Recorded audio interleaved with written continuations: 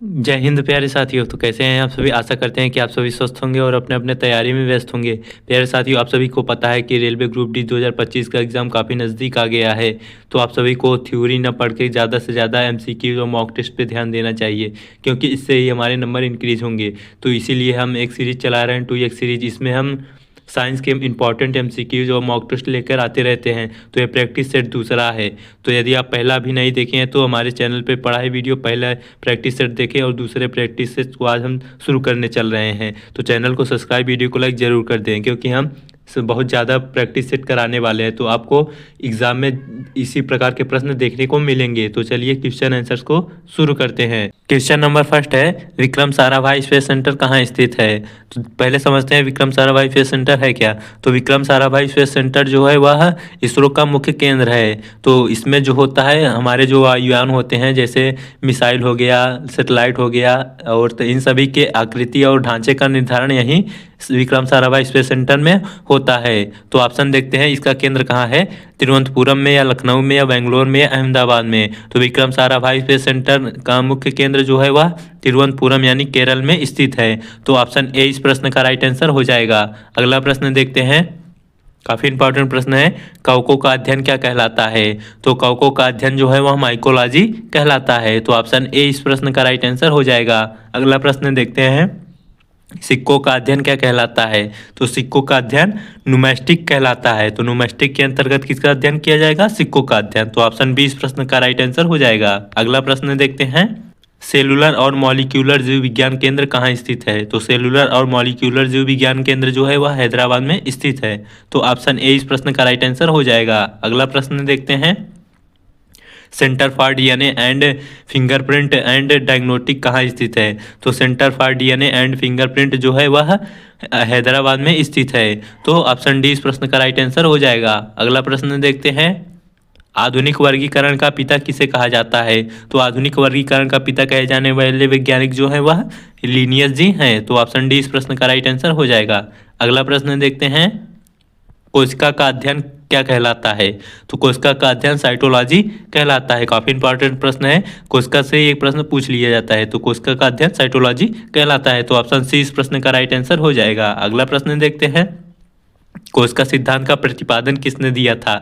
तो कोशिका सिद्धांत का प्रतिपादन करने वाले वैज्ञानिक स्लाइडेन एंड स्वान थे। तो ऑप्शन बी इस प्रश्न का राइट आंसर हो जाएगा। अगला प्रश्न देखते हैं, शैवालों का अध्ययन क्या कहलाता है। तो शैवालों का अध्ययन फाइकोलॉजी कहलाता है। तो ऑप्शन ए इस प्रश्न का राइट आंसर हो जाएगा। अगला प्रश्न देखते हैं, नेशनल केमिकल लेबोरेटरी कहाँ स्थित है। तो नेशनल केमिकल लेबोरेटरी जो है वह पुणे मुंबई में स्थित है। तो ऑप्शन बी इस प्रश्न का राइट आंसर हो जाएगा। अगला प्रश्न देखते हैं,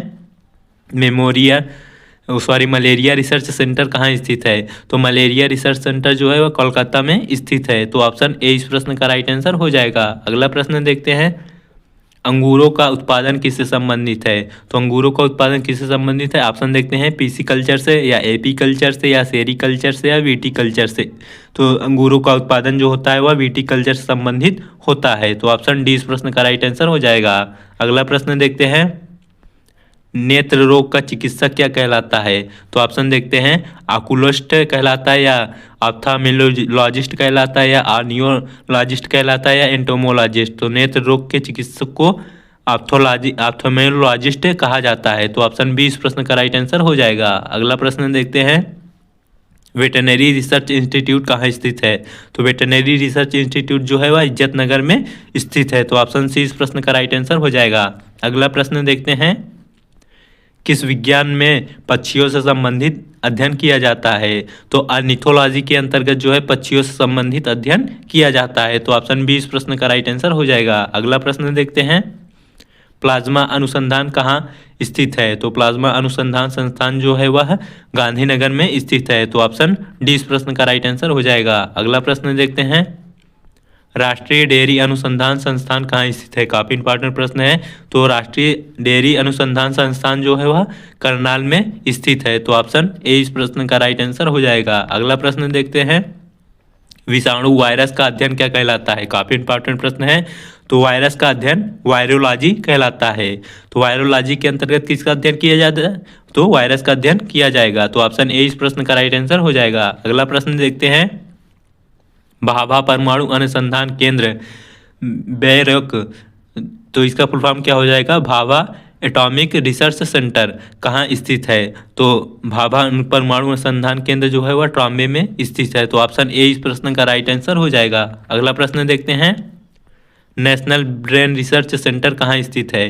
तो नेशनल ब्रेन रिसर्च सेंटर जो है वह गुड़गांव दिल्ली में स्थित है। तो ऑप्शन बी इस प्रश्न का राइट आंसर हो जाएगा। अगला प्रश्न देखते हैं, जीवों में पाए जाने वालों रोगों का अध्ययन कहलाता है। तो जीवों में पाए जाने वाले रोगों का अध्ययन पैथोलॉजी कहलाता है। तो पैथोलॉजी के अंतर्गत किसका अध्ययन किया जाएगा? जीवों में जो रोग होते हैं तो उनका अध्ययन जो है पैथोलॉजी के अंतर्गत किया जाएगा। तो ऑप्शन ए इस प्रश्न का राइट आंसर हो जाएगा। अगला प्रश्न देखते हैं, कीटों से संबंधित विज्ञान की शाखा कहलाती है। तो कीटों से संबंधित विज्ञान की शाखा जो है एंटोमोलॉजी कहलाती है। तो ऑप्शन ए इस प्रश्न का राइट आंसर हो जाएगा। अगला प्रश्न देखते हैं, जीव विज्ञान शब्द का प्रयोग सर्वप्रथम किसने किया था? तो जीव विज्ञान का सर्वप्रथम प्रयोग जो है वह लैमार्क एवं ट्रेविनर वैज्ञानिक ने किया था। तो ऑप्शन बी इस प्रश्न का राइट आंसर हो जाएगा। अगला प्रश्न देखते हैं, चिकित्सा शास्त्र के जनक किसे कहा जाता है? तो चिकित्सा शास्त्र का जनक जो है हिप्पोक्रेट्स को कहा जाता है। तो ऑप्शन बी इस प्रश्न का राइट आंसर हो जाएगा। अगला प्रश्न देखते हैं, ट्यूबरकुलोसिस रिसर्च सेंटर कहाँ स्थित है? तो ट्यूबरकुलोसिस रिसर्च सेंटर जो है वह चेन्नई में स्थित है। तो ऑप्शन सी इस प्रश्न का राइट आंसर हो जाएगा। अगला प्रश्न देखते हैं, सेंटर फॉर एडवांस टेक्नोलॉजी कहाँ स्थित है? तो सेंटर फॉर एडवांस टेक्नोलॉजी जो है इंदौर में स्थित है। तो ऑप्शन ए इस प्रश्न का राइट आंसर हो जाएगा। अगला प्रश्न देखते हैं, मधुमक्खी पालन निम्न में से किससे संबंधित है? तो मधुमक्खी का पालन जो है एपीकल्चर कहलाता है। तो ऑप्शन बी इस प्रश्न का राइट आंसर हो जाएगा। अगला प्रश्न देखते हैं, भूकंपों का अध्ययन क्या कहलाता है? तो भूकंपों का अध्ययन जो है सिस्मोलॉजी कहलाता है। तो ऑप्शन बी इस प्रश्न का राइट आंसर हो जाएगा। अगला प्रश्न देखते हैं, आधुनिक वनस्पति विज्ञान का जनक किसे कहा जाता है? तो आधुनिक वनस्पति विज्ञान का जनक जो है लिनियस को कहा जाता है। तो ऑप्शन बी इस प्रश्न का राइट आंसर हो जाएगा। अगला प्रश्न देखते हैं, जंतु विज्ञान का जनक किसे कहा जाता है? तो जंतु विज्ञान का जनक जो है अरस्तु को कहा जाता है। तो ऑप्शन ए इस प्रश्न का राइट आंसर हो जाएगा। अगला प्रश्न देखते हैं, ट्रेडमिल टेस्ट कौन से चिकित्सा से संबंधित है? तो ट्रेडमिल टेस्ट जो होता है वह गुर्दे के टेस्ट से संबंधित है। तो जो हमारे गुर्दे में बीमारी होती हैं वह ट्रेडमिल टेस्ट से पता लगाया जाता है। तो ऑप्शन सी इस प्रश्न का राइट आंसर हो जाएगा। अगला प्रश्न देखते हैं, होमो सैपियंस किसका वैज्ञानिक नाम है? काफ़ी इंपॉर्टेंट प्रश्न है। तो होमो सैपियंस जो है वह मनुष्य का वैज्ञानिक नाम हो जाता है। तो ऑप्शन सी इस प्रश्न का राइट आंसर हो जाएगा। अगला प्रश्न देखते हैं, स्वप्नों का अध्ययन क्या कहलाता है? तो स्वप्नों का अध्ययन जो है अनिरोलॉजी कहलाता है। तो अनिरोलॉजी के अंतर्गत स्वप्नों का अध्ययन किया जाता है। तो ऑप्शन सी इस प्रश्न का राइट आंसर हो जाएगा। अगला प्रश्न देखते हैं, केंद्रीय वनस्पति अनुसंधान संस्थान कहाँ अवस्थित है? तो केंद्रीय अनुसंधान वनस्पति जो है वह लखनऊ में स्थित है। तो ऑप्शन ए इस प्रश्न का राइट आंसर हो जाएगा। अगला प्रश्न देखते हैं, फलों का अध्ययन क्या कहलाता है? तो फलों का अध्ययन जो है वह पोमोलॉजी कहलाता है। तो ऑप्शन डी इस प्रश्न का राइट आंसर हो जाएगा। अगला प्रश्न देखते हैं, मानव विकास का अध्ययन क्या कहलाता है? तो मानव विकास का अध्ययन एंथ्रोपोलॉजी कहलाता है। तो ऑप्शन बी इस प्रश्न का राइट आंसर हो जाएगा। अगला प्रश्न देखते हैं, ऑस्टियोलॉजी किसका अध्ययन है?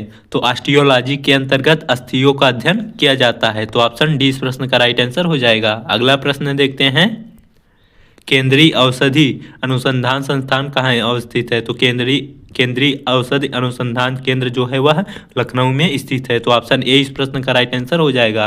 अगला प्रश्न देखते हैं, केंद्रीय चावल अनुसंधान संस्थान कहाँ स्थित है? तो केंद्रीय चावल अनुसंधान जो है वह कटक में स्थित है। तो ऑप्शन सी इस प्रश्न का राइट आंसर हो जाएगा। चलिए अगला और अंतिम प्रश्न देखते हैं, कीटों का अध्ययन क्या कहलाता है? तो कीटों का अध्ययन एंटेमोलॉजी कहलाता है। तो ऑप्शन सी इस प्रश्न का राइट आंसर हो जाएगा। तो प्यारे साथियों, वीडियो कैसा लगा? वीडियो अच्छा लगा तो चैनल को सब्सक्राइब, वीडियो को लाइक जरूर कर दे और कमेंट बॉक्स में हमें बताया कि आपको कितना क्वेश्चन इस वीडियो में आपका कितना क्वेश्चन जो है सही था। धन्यवाद।